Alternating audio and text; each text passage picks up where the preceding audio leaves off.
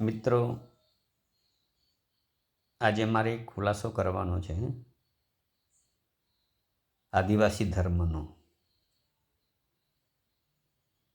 હું એમ કહું છું કે આદિવાસી ધર્મ નથી. આદિવાસી એક સમુદાય છે ને એ સમુદાયને તમે આદિવાસી ધર્મ સાથે જોડો તો એ યોગ્ય નથી. ઘણા શરણા ધર્મ જોડે છે, આદિવાસી ધર્મ જોડે છે. આદિવાસી ધર્મ કોઈ સાથે સંકળાયેલો નથી. આદિવાસી પ્રકૃતિ પૂજક છે એવું કહેવામાં આવે છે. તો બધા જ ધર્મો પ્રકૃતિ પૂજક છે. બધા જ ધર્મો કુદરતને પૂજે છે, અગ્નિને પૂજે છે, ધરતીને પૂજે છે, આકાશને પૂજે છે, આખા બ્રહ્માંડને પૂજે છે. કયો ધર્મ નથી પૂજતો? બધા પ્રકૃતિ પૂજક જ છે. જેમ આદિવાસીઓ પ્રકૃતિ પૂજક છે. દાખલા તરીકે તમે જાઓ ઝાડને હિન્દુ ધર્મમાં પૂજા થાય છે, વડની પૂજા થાય છે, પીપળાની પૂજા થાય છે, તુલસીની પૂજા થાય છે, બધાની પૂજા થાય છે. હવે તમે કેવી રીતે કહી શકો કે હિન્દુ ધર્મ એ પ્રકૃતિ પૂજક નથી? છે જ. ને હિન્દુ ધર્મ, ભલે આપણે હિન્દુ ધર્મમાં ના માનીએ, ભલે આપણે આદિવાસી ધર્મ તરફ વળતા હોઈએ, પણ આદિવાસી ધર્મ એટલે શું? આદિવાસી ધર્મની પાસે શું છે?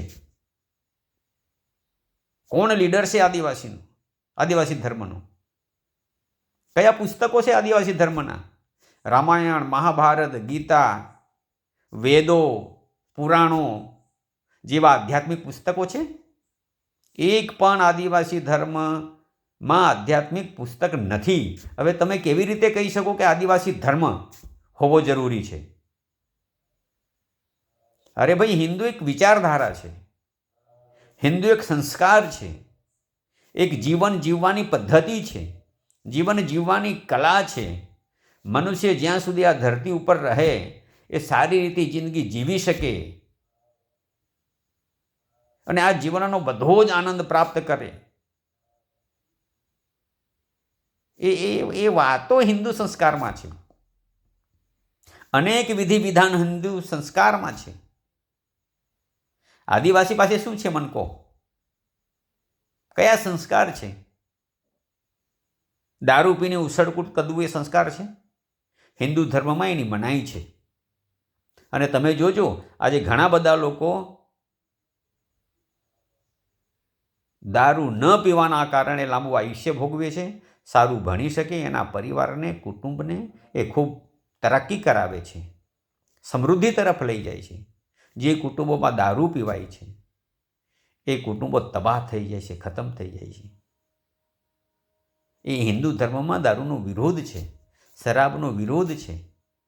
આજે તમે જોજો, પટેલો જુઓ, વાણિયાઓ જુઓ, બ્રાહ્મણ તમે જુઓ, એ કેમ જીવન જીવવાની પદ્ધતિ છે એમની.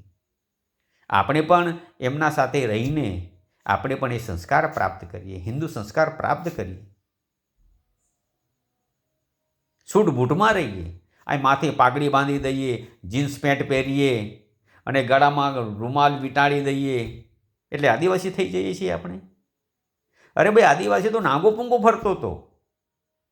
આદિવાસીઓના તમે આ જે બૂટ પહેરો છો ને, કહેવાતા આદિવાસીઓ, એ બૂટ નહીં, ઉઘાડા પગે ચાલતા હતા. એના એક બંડી પહેરતા હતા, અહીં કમરે લંગોટ વીંટાળતા હતા. એ તમે આદિવાસી જ્યારે આ બિરસા મુંડા જયંતિ ઉજવો ને, ત્યારે લંગોટ પહેરીને જાઓ, ઉઘાડા પગે જાઓ, માથે ટુવાલ બાંધીને જાઓ, બંડી પહેરીને જાઓ, ચડ્ડી પહેરીને જાઓ, ત્યારે ખરા આદિવાસી. આજે આપણે બૂટ પહેરીએ, સૂટ પહેરીએ, જીન્સ પેન્ટ પહેરીએ, ઇન કરીએ અને ખાલી ટુવાલ વીંટાળી દઈએ એટલે આદિવાસી? અરે આપણે ઢોંગ બંધ કરવા જોઈએ. આપણે હિન્દુ સંસ્કારની રીતે જ આદિવાસીઓ જીવન જીવવું પડશે.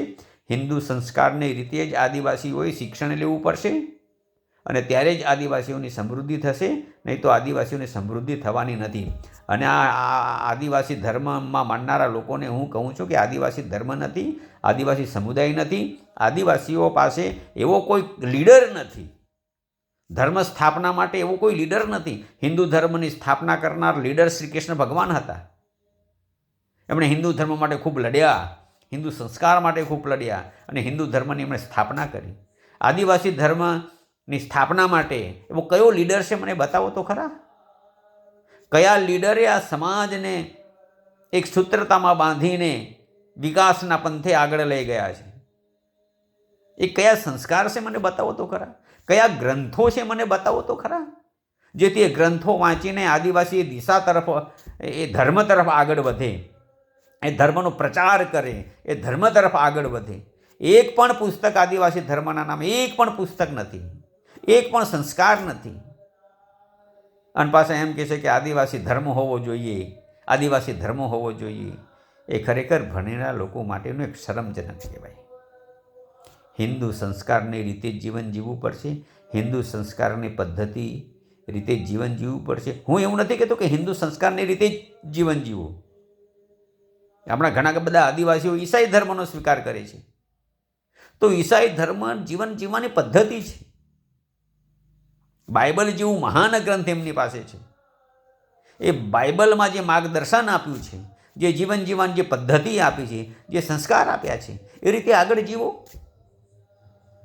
એ રીતે આગળ વધો. એ બાઇબલમાં પણ એક સંસ્કાર આપેલા છે ભાઈ, કુરાનમાં સંસ્કાર આપેલા છે. અને મુસ્લિમો એ કુરાનની રીતે જ આગળ વધે છે. એ ધર્મને પકડીને એ કુરાનમાં જે કંઈક લખ્યું છે, જે જ્ઞાન આપેલું છે, જે સંસ્કાર છે, એ રીતે આગળ વધે છે. બાઇબલમાં જે સંસ્કાર આપ્યા છે, જે જ્ઞાન આપ્યું છે, એ રીતે બાઇબલ ઈસુ ખ્રિસ્તના માનનારા લોકો એ રીતે આગળ વધે છે. આપણે આદિવાસીઓ પણ હિન્દુ સંસ્કારની રીતે જ આગળ વધવું પડશે. હિન્દુ કોઈ ધર્મ નથી, હિન્દુ એક સંસ્કાર છે. આપણે આદિવાસીઓ પણ તમે જુઓ, હિન્દુની રીતે જ પૂજા અર્ચના કરીએ છીએ, અગરબત્તી સળગાવીએ છીએ, નારિયેળ ફોડીએ છીએ, કપાળે ચાંદલો કરીએ છીએ. હા, બધી હિન્દુ ધર્મની રીતે જ આપણે, હિન્દુ સંસ્કારની રીતે જ આપણે બધા કર્મો કરી રહ્યા છીએ. એટલે હિન્દુ સંસ્કારની રીતે જ રહેવાય, હિન્દુ સંસ્કાર પ્રાપ્ત કરાય, આગળ વધાય, એજ્યુકેશન પ્રાપ્ત કરાય, શિક્ષણ પ્રાપ્ત કરાય, જ્ઞાન પ્રાપ્ત કરાય. નહીં તો આદિવાસીઓ 1000 વર્ષ પહેલાં જંગલોમાં રહેતા હતા. ઘણાને તો હજુ મોટા મોટા શહેરો કેવા છે એ ખબર નથી, દુનિયાગીરી એ હજી એ જાણતા નથી, હજી જંગલોમાં વસેલા છે. આપણે એમને બહાર કાઢવાના, ભલે જંગલોમાં રહે, જંગલ આપણું ઘર છે, પણ એમના બાળકોને શિક્ષણથી વંચિત ન રહી જાય એટલા માટે આપણે એમને જંગલોમાંથી બહાર કાઢીને શહેરમાં મોકલવા પડશે અને જીવન જીવવા લાયક બનાવવું પડશે. જય હિન્દ, જય ભારત.